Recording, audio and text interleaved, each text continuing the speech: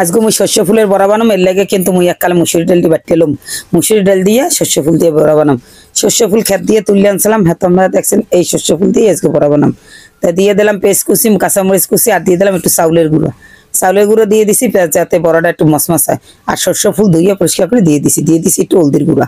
হলদির গুঁড়া দিলে একটু কালারটা বলা। তাই এই তো মোর মাখা হয়ে গেছে, আর মুই একটা একটা করে বড়া দিয়ে দিম। এই তো বড়াগুলো বাজিয়ে এলাম। তো বড়াগুলো এককালে দেখবে না সুন্দর করে মশমশা করে বাজিয়ে এলাম।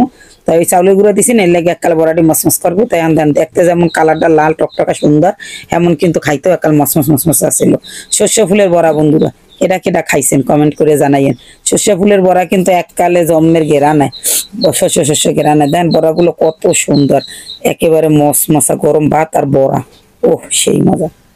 গরম ভাত আর বড়া সেই মজা। তা আমি আগেই একটা দেখে একটা হুদে খাইতে আসি, কারণ মোর দ্বারা একাল দেখেই ভালো লাগছে, একটুখানি খাইয়ে দিয়ে কেমন লাগে। বড়াটা কিন্তু সেই হয়েছে।